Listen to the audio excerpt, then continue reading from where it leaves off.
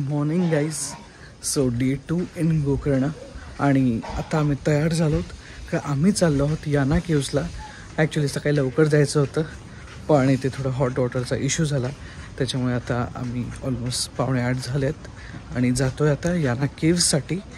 तर चला बघूया कसा आहे याना केव्स. इथून गेज 1.5 ते 2 तास लागतील आम्हाला जायला, पण बघूया.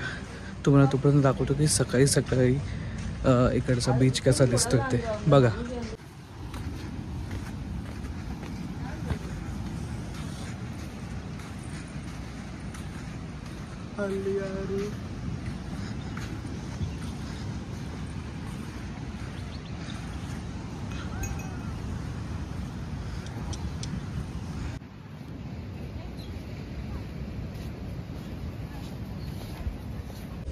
चणे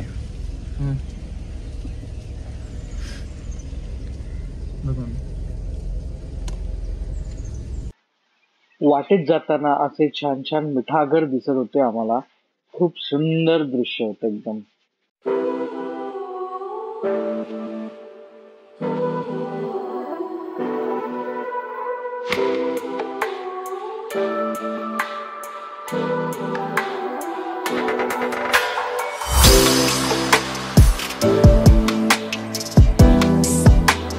सो आता आपण पोचलो याना केव्स इथे. आता इथून जे आहे आपल्याला आतमध्ये जायचं आहे, तर चला आपण जाऊया आता आतमध्ये.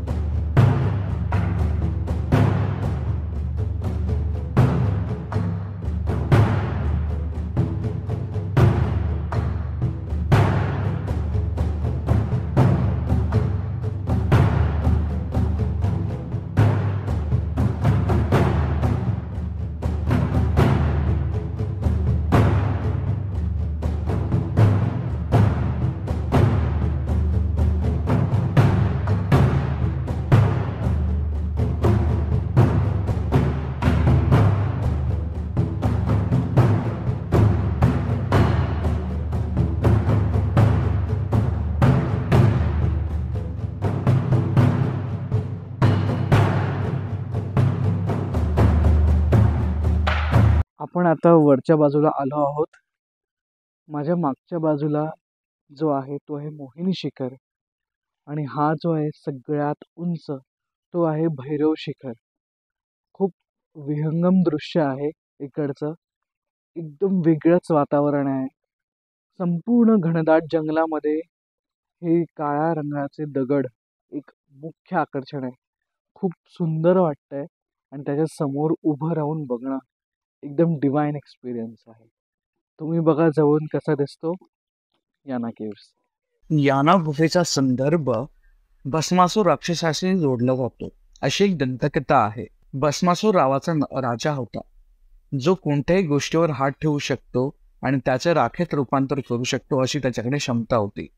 भगवान शिवाने वैयक्तिकरित्या त्यांना ही शक्ती बहाल केली.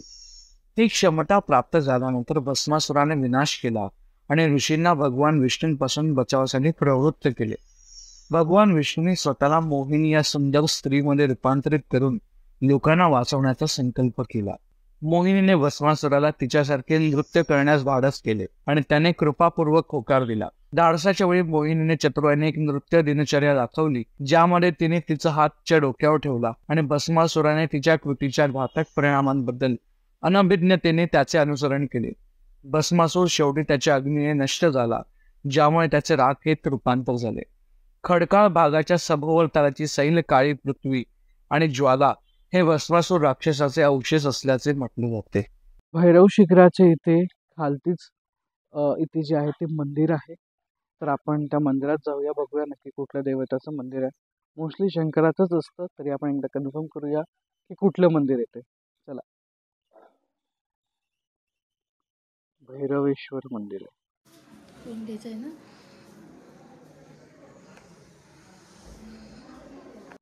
सो आम्ही जे आहे या भैरव शिखराला परिक्रमा मारतो आता.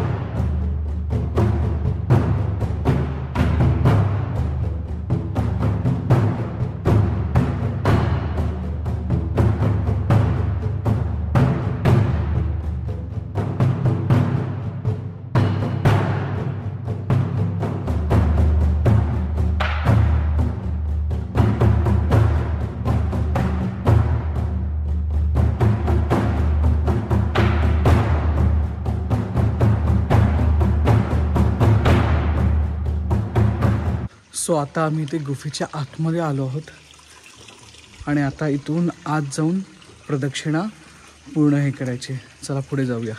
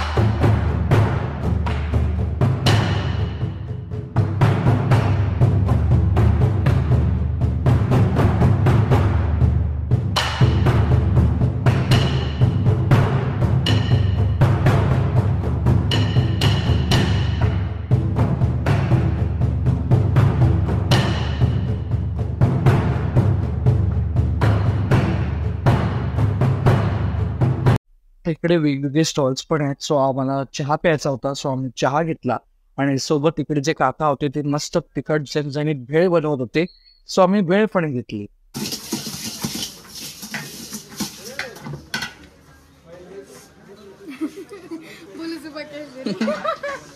सो आमचं याना केव्स आता फिरून झालंय. आता परत परतीच्या प्रवासाला आता खालती उतरायला परत सुरू करायचं आहे. आम्ही घेतले आहे ते भेळ, मस्त झणझणीत भेळ खात खात आता रिटर्न प्रवास सुरू.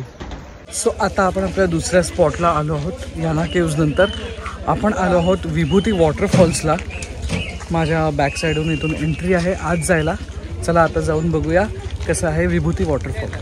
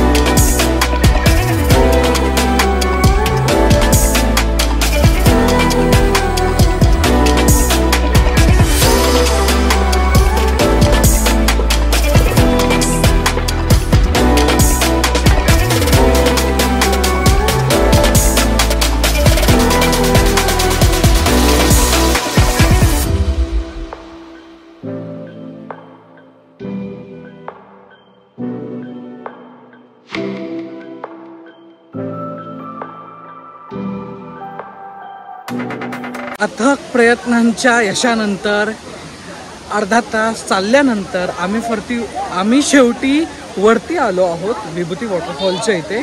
आणि मागे मस्त वॉटरफॉलचं विहंगम दृश्य आहे. आज संडे असल्यामुळे खूप गर्दी आहे, त्यामुळे खालती वगैरे उतरता नीट आलं नाही, पण खूप छान आहे वॉटरफॉल. पावसाळ्यात अजून छान असेल. चला आता आम्ही रिटर्न उतरतो कारण खूप गर्दी आज इथे. चलो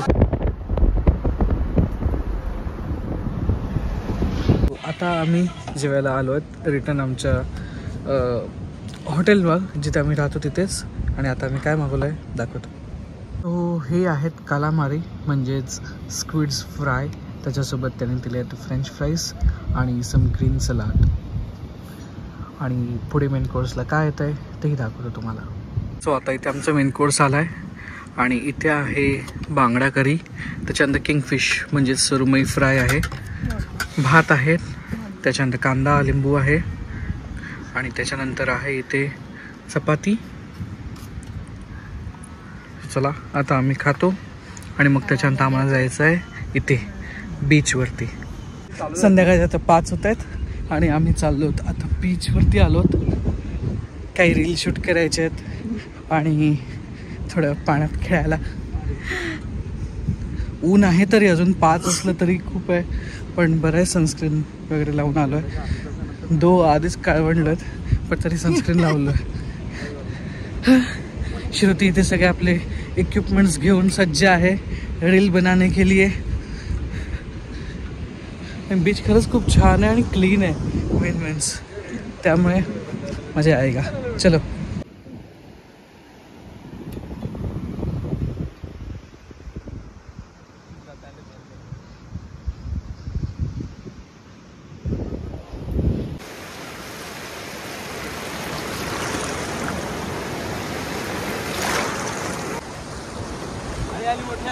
आली आली आली आली आली.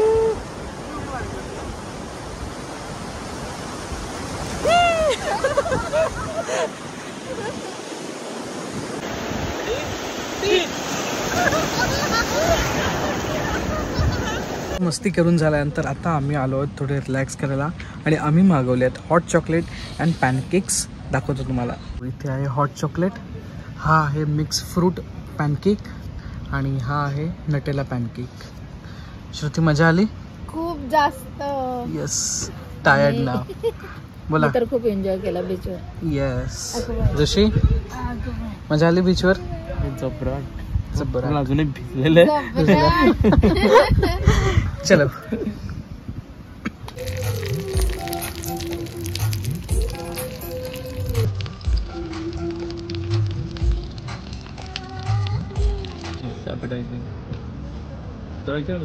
चटणी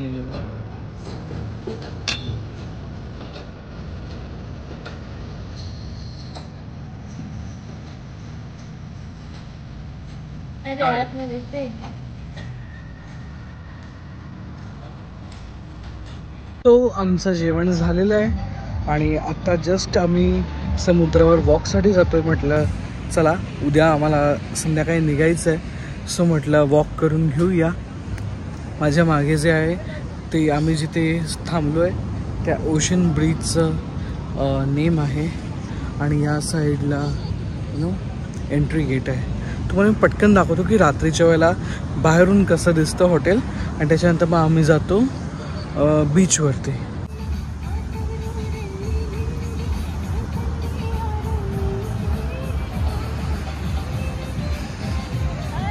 मॉर्निंग गाईज. सो आम्ही आलो होतो आता ब्रेकफास्ट करायला. सकाळचे वाजतात 9:30 आणि आमचा अजूनही स्लिपी फेस दिसतोय, सो अवॉइड दॅट. तुम्हाला दाखवतो की काय काय नाश्त्याला. सो इथे आहेत ग्रिल्ड सँडविच, देन चहा आहे, हॅश ब्राऊन आहेत आणि ही आहे ब्रेड बटर जॅम. झाली झोप काकू? हो मस्त. आज निघायचं आता. तुम्ही झोपेत. संपली सुट्टी ऋषी. अजून 1-2 दिवस पाहिजेत ना. चलो नाश्ता करूया आणि मग भेटतो तुम्हाला दुपारी. सो लास्ट डे आमचा, आता आम्हाला निघायचं आहे. So last lunch ocean bridge कॉटेजमधला आणि आता आम्ही मागवले आहेत सध्यासाठी. ऋषी पितो येते लेमन सोडा, त्याच्यानंतर इथे आहे watermelon juice and masala papad आणि मेन कोर्स जे आहे ते येते. सो तोपर्यंत आम्ही इथे थोडा रिलॅक्स होतोय.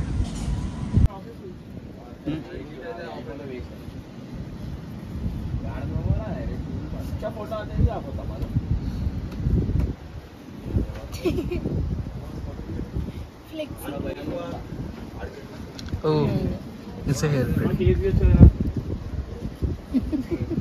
मेन कोर्स आलेला आहे जिथे आहे मटर पनीर, त्याच्यानंतर आहे जिरा राईस अँड बटर नान.